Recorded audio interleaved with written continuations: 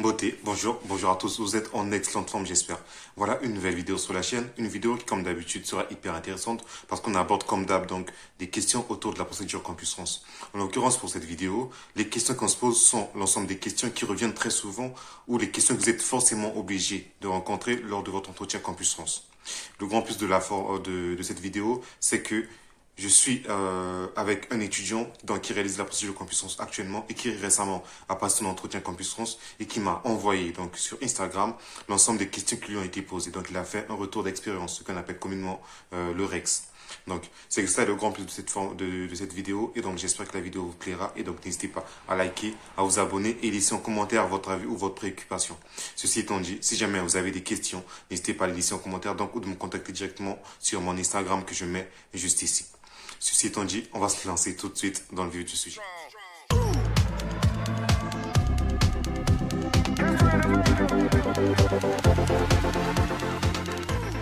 Alors, lorsque l'on passe un entretien, que ce soit un entretien dans le cadre de la procédure Campus France ou un entretien dans un autre domaine, un entretien d'emploi ou autre, on est forcément appelé à se présenter.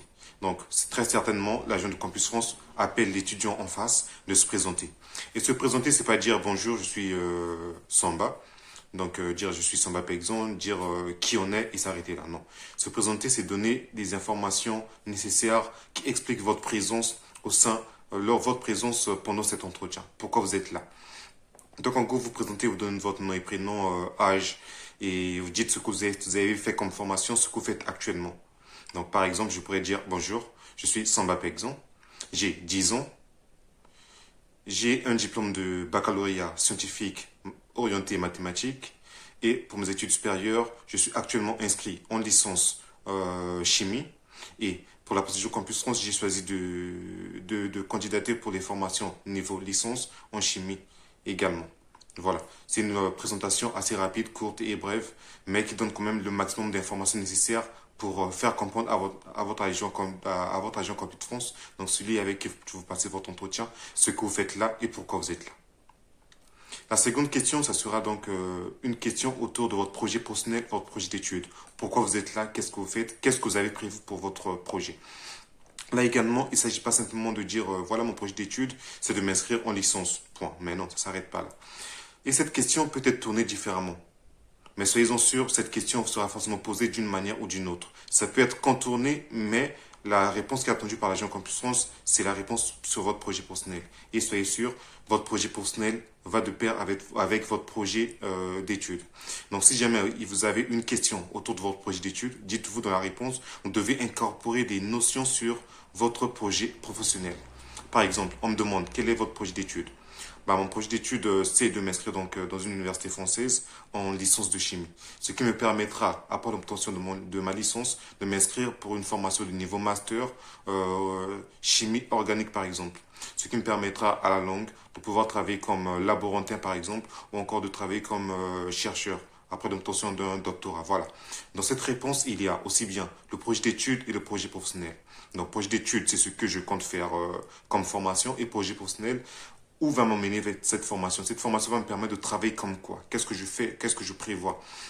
Ce qui est bien, c'est que pendant l'entretien Campus France, l'agent Campus France veut voir le lien entre ce que vous dites et ce que vous avez écrit dans votre dossier pastel. Parce que l'agent Campus France veut être sûr que ce que vous avez écrit dans le dossier, c'est vous qui l'avez fait, c'est vous qui avez tout écrit, et donc vous maîtrisez très bien votre projet d'études et votre projet professionnel, ou encore l'ensemble de votre dossier. D'où l'intérêt de passer cet entretien Campus France. Et donc, pour répondre, vous prenez quelques phrases dans votre projet d'études que vous avez eu à élaborer, votre projet personnel, et vous les réunissez pour répondre à cette question-là. Donc, vous devez maîtriser ce que vous avez dit dans votre procédure Campus, dans votre compte pastel. Il ne s'agit pas de faire le perroquet, donc reciter ce que vous avez mis dans votre compte pastel, non. Il s'agit là d'expliquer, de dire ça, mais un peu plus brièvement. Et ensuite, la troisième question pourrait être une question autour des universités que vous avez choisies et donc des villes que vous avez choisies. Donc, par exemple, on vous demande... pouvez-vous nous dire quelles sont les universités que vous avez choisies et pourquoi? Donc, les universités que vous avez choisies, si vous avez fait la procédure DAP, ok, là, c'est plutôt simple parce que vous n'avez que 3 universités, c'est facile à connaître. Mais si vous avez fait une procédure hors DAP, donc vous avez choisi 7 universités, là, ça devient un peu plus compliqué. Quoique, vous devez connaître toutes les universités que vous avez choisies et pourquoi vous les avez choisies. Après, ça peut être difficile de parler de toutes les universités, mais vous devez tout connaître, en fait. Si on pose des questions sur une université précise, tant mieux, vous parlez de cette université-là précisément. Donc, pour cette question, vous pouvez dire, par exemple, j'ai choisi l'université d'Orléans, qui se trouve donc dans la ville d'Orléans, qui est une ville située à quelques mètres de Paris. Je ne sais pas si vous comprenez, en fait, parce que quand vous répondez, c'est bien de répondre que à la question qui vous est posée. Donc, répondez très bien à la question qui vous est posée. Mais ça n'empêche que vous pouvez donner des détails qui vont faire que vous puissiez anticiper les questions qui peuvent vous être posées. Là, par exemple, je dis que je choisis l'université d'Orléans, qui est de la ville d'Orléans, qui est une ville très proche de Paris. Donc, située à à 100 kilomètres environ de Paris. Et le choix de cette université-là est dû au fait que cette université propose une bonne formation, une formation qui m'intéresse énormément et une formation qui me permettra d'acquérir des connaissances nécessaires pour atteindre mon objectif professionnel. Le choix de cette université est également dû au fait que cette université est une université qui travaille en étroite collaboration, donc en partenariat avec le milieu industriel ou plusieurs laboratoires, notamment les laboratoires du CNRS qui sont installés dans la ville d'Orléans. Et donc, pouvoir étudier au sein de ce laboratoire de cette université me permettra donc de pouvoir avoir peut-être des stages plus facilement parce que dans la ville, il y a déjà le laboratoire du CNRS, ce qui me permettra à la longue de me faire déjà des connaissances dans le milieu professionnel et donc de pouvoir intégrer ce milieu plus simplement. Voilà. Là, je dis ça dans le domaine scientifique parce que oui, je suis scientifique, donc ça m'est plus simple de parler de la science que les domaines professionnels, donc comptabilité autre. Ça, vous m'en excuserez. Mais ce que je fais dans cette vidéo, c'est vous donner des exemples pour vous guider, pour vous orienter et savoir comment est-ce que vous devez aborder vos questions. Voilà. La quatrième question pourrait être, par exemple, de citer quelques matières qui sont proposées dans les formations que vous avez choisies, mais dans chaque université. Ce qui veut dire, si vous avez choisi des formations différentes, ben, vous devez avoir une idée des matières qui sont proposées, qui sont au programme pour chaque formation que vous avez choisie. Donc, par exemple, à l'université d'Orléans, j'ai choisi donc de faire de la chimie. Et les matières au programme sont la chimie inorganique, la chimie organique, donc la synthèse ou la chimie minérale et autres. Voilà, là je parle de chimie, donc dans votre domaine, vous devez connaître votre domaine. Voilà. Et vous dites encore, à l'université de Paris, j'ai choisi de faire telle formation et voici quelques matières qui sont au programme. Ce qui est bien quand vous choisissez à peu près les mêmes formations dans toutes les universités, il vous est beaucoup plus simple de répondre aux questions parce que c'est à peu près les mêmes matières qui reviennent parce que c'est à peu près les mêmes formations que vous avez eu à choisir. Donc c'est très important, c'est pourquoi on vous déconseille de vous éparpiller dans plusieurs formations différentes pour chacune des 7 universités que vous choisissez. Voilà. Comme cinquième question, on peut vous poser la question de savoir, vous voulez faire de la chimie, d'accord? Pouvez-vous nous dire c'est quoi la chimie? Donc, en gros, on vous demande de définir un peu ce que vous voulez faire, la formation que vous voulez faire, à quoi ça sert, qu'est-ce que c'est. Donc, c'est quoi la comptabilité, c'est quoi la chimie, c'est quoi, comment vous appelez ça, la gestion, c'est quoi la finance, voilà, des questions comme ça. C'est quoi la microéconomie, c'est quoi la macroéconomie, donc des questions comme ça, des choses que vous devez maîtriser parce que c'est votre domaine, c'est le domaine dans lequel vous voulez étudier. Si vous ne connaissez pas, ben, recherchez sur Internet et sachez répondre à des questions comme ça. Et ensuite, on peut vous demander des questions autour de la vie étudiante, du coût de la vie dans les universités, dans les villes que vous avez choisies. Donc, par exemple, vous devez savoir combien coûte le loyer dans les universités que vous avez choisies, combien coûte le transport dans les universités dans les villes, pas les universités, dans les villes que vous avez choisies. Et par exemple, dire que voilà, dans la ville que j'ai choisie, notamment la ville d'Orléans, le loyer est compris entre 300 et 500 euros par exemple. Et ce qui vous permettra donc d'avoir cette idée-là pour chacune des villes que vous aurez choisies, de pouvoir répondre aux questions correctement.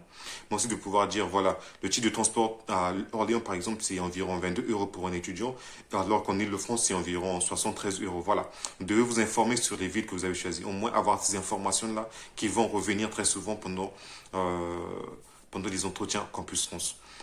Et ensuite, comme septième question, si je ne me trompe pas, on peut vous demander de parler du financement de votre projet d'études. Comment est-ce que vous comptez financer vos études? Eh bien, vous devez déjà le savoir. Faire la procédure Campus France, ça équivaut à avoir un garant, donc un financement. Et le garant, ça peut être un garant ou plusieurs garants d'ailleurs, donc ça peut être vos parents ou peut-être pas, peut-être d'autres membres de la famille. Mais ça encore, peut-être pas des membres de la famille d'abord, mais ça encore, ça dépend du cas de chaque étudiant et du pays dans lequel vous réalisez votre procédure Campus France. Donc, comme financement, vous pouvez répondre, voilà, le financement de ma formation ou de ma formation en France sera réalisé par mon père d'abord. mon père par exemple, qui va donc me prendre en charge financièrement. Mais encore, si par exemple vous avez choisi une ville où vous connaissez une personne, votre soeur par exemple, vous pouvez dire voilà, j'ai le choix de la ville de Paris par exemple, et également le choix de l'université dans la ville de Paris est également orienté par le fait que dans cette ville, j'y ai un membre de ma famille, ma soeur y habite, et donc si jamais j'ai une inscription de cette université, je pourrais avoir facilement un logement et qui sera gratuit parce que je peux habiter chez ma sœur. Ça encore, c'est un grand plus. Vous ne devez pas avoir peur de dire que vous avez de la famille en France, surtout si c'est dans une ville où vous avez postulé, parce que c'est un grand plus.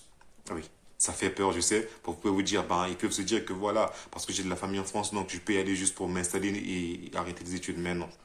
Croyez-moi, c'est un grand plus d'avoir une famille dans la ville où vous étudiez. Si vous n'en avez pas, c'est pas grave non plus. Mais vous donnez des raisons qui expliquent le choix de ces villes. Et ensuite, comme huitième ou septième question, je pense, ou neuvième plutôt, on peut vous demander de parler de dire est-ce que après vos études, est-ce que vous comptez rentrer dans votre pays pour rentrer dans votre pays tout de suite après votre formation, après l'obtention de votre diplôme. Les gens ont tendance à dire oui, je vais rentrer tout de suite au pays, même si au fond, ils ne le pensent pas. Mais non, c'est une mauvaise stratégie. Dites-vous que vous partez en France, vous venez en France pour étudier, pour apprendre, pour vous former surtout. Donc dites-vous, avoir un diplôme, ça suffit pas. Il vous faut de l'expérience. De l'expérience internationale, c'est encore mieux.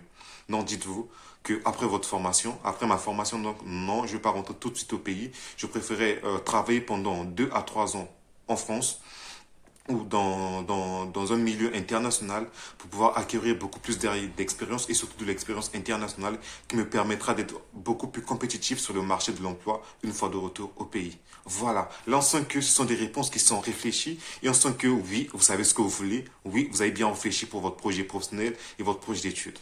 Donc, ne répondez pas tout bêtement, désolé du terme, ne répondez pas comme ça et réfléchissez très bien avant le jour de votre entretien. Et ensuite, j'espère que pour cette vidéo, on a apporté, je pense, le maximum des questions de la procédure Campus France. Mais comme je le disais en fin de vidéo, donc là, je vais vous laisser avec des questionnaires qui m'ont été envoyés par un abonné. J'espère qu'il pourra me faire une vidéo, comme ça je la mettrai sur la chaîne YouTube, comme ça vous pouvez regarder cette vidéo. Et il vous parlera beaucoup plus précisément de ce qu'il a eu à vivre pendant son entretien, les questions qu'il a été posées, comment est-ce qu'il s'est préparé et autres. Et vous, si vous voulez également faire un REX, donc un retour d'expérience, n'hésitez pas à me contacter, soit dans les commentaires, je réponds toujours aux commentaires, ou sur Instagram, que je mets ici. Et donc, je vous répondrai et j'essaierai d'organiser des petites vidéos comme ça avec des abonnés pour pouvoir partager avec l'ensemble des abonnés, l'ensemble des personnes qui font la procédure Campus France, les étapes par lesquelles vous êtes déjà passé, à quel niveau vous êtes pour pouvoir échanger avec les autres. Ça pourrait être sympa, je pense, parce que dans cette procédure, c'est jamais bien d'être seul. Quoi qu'il en soit, pour cette vidéo, je vais vous laisser ici avec les questionnaires et on se dit ciao.